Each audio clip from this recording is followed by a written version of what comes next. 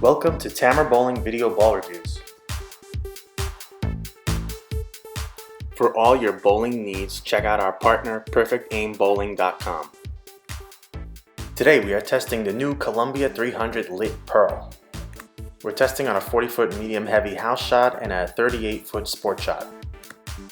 First impressions of the Lit Pearl, the magenta and black swirls are so pretty. I like the Lit Pearl's smooth but punchy ball reaction shape. Literally from the first ball thrown, I had a smile on my face. For value, we gave the Lit Pearl a B+.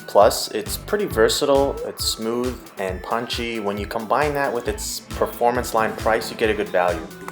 Overall, we gave the Lit Pearl a B+ for house shot and a B on sport shot. Columbia 300 releases its pearl complement to the Lit, and this is a medium strong pearl with a strong asymmetric core. The short version is that it works. We've been testing many strong pearl ASIMs recently, and the Lit Pearl just seems to have a nicely balanced core to cover combination. This is a big core for sure, but its rounded shape ensures it gets a nice smooth reaction. The cover doesn't feel so strong as not to allow this core to store a good amount of energy. It also doesn't feel weak that you couldn't throw it on medium heavier conditions. So clean, smooth, punchy. I'm testing the Lit Pearl first on the house shot, and honestly, I felt like it was a really good matchup to my game. I didn't have to manipulate my natural release, but I could to achieve varying results. While I was trying to get lined up, I started in my usual slide and wasn't sure, so I moved left. The ball didn't seem to want to start up. I quickly realized I actually have to get in, not out, meaning I just needed to find more oil, not less.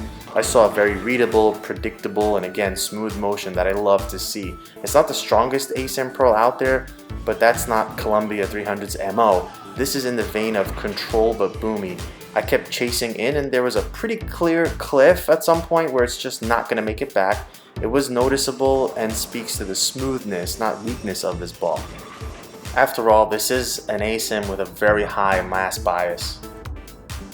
Shawn was next. Okay, take a breath. More pearl ASIMs for him. This ball was, as they say, money for Shawn. The Lit Pearl is that ball he can just rip on without ill consequences. He can go direct, while some ASIMs are a little tricky doing that, and he can get in, which is his bread and butter. He carried from everywhere, and the cover allowed the ball to get down lane so that the heavy ASIM core doesn't puke. It allowed for the perfect location of the transition from skid to hook to roll, and Shawn just kept striking, so we had to have him stop. So far, tweener and cranker love the ball reaction.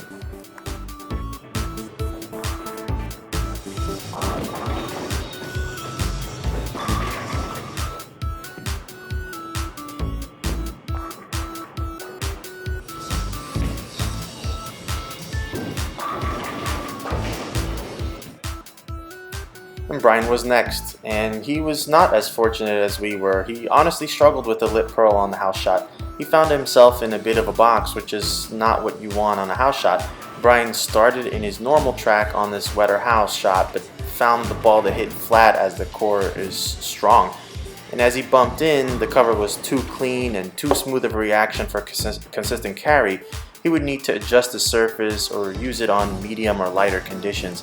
It was a bit of a surprise, but thinking through, it made sense. Bryan can typically use more aggressive surfaces on this fresh house pattern, so it's not crazy to think that a fresh, shiny pearl on this fresh shot was just not a match for him.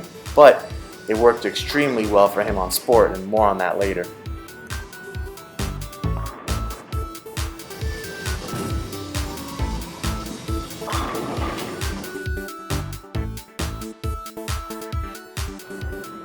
For our sport shot, we're using a 38-foot pattern similar to Alcatraz. Even though this is a shiny ball on a fairly fresh shot, I had no trouble finding the pocket consistently, assuming I threw it halfway decent. Its smooth controllability plus punchiness allowed me a really nice look that synced to my game.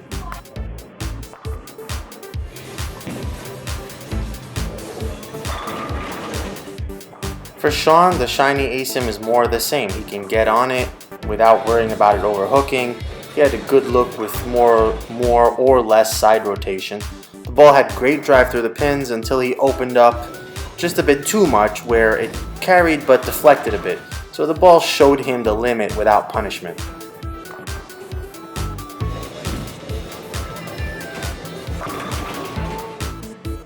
Finally, Bryan has a go, and he was able to play the lit pearl just a touch left of his benchmark ball, and he had absolutely zero problem crushing the pocket with it. He really had a good look on his sport shot with the lit pearl.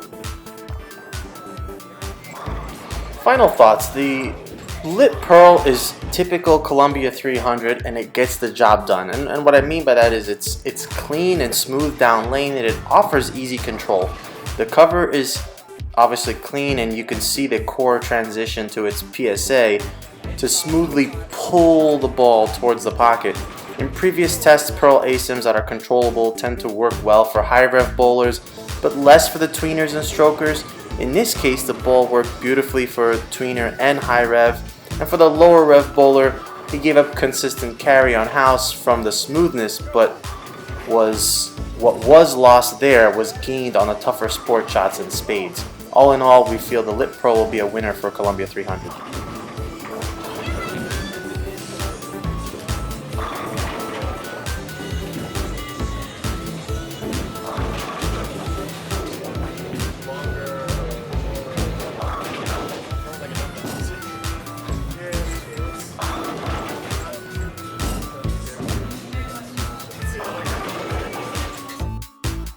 Thank you for watching Tamer Bowling Video Ball Reviews. Thank you for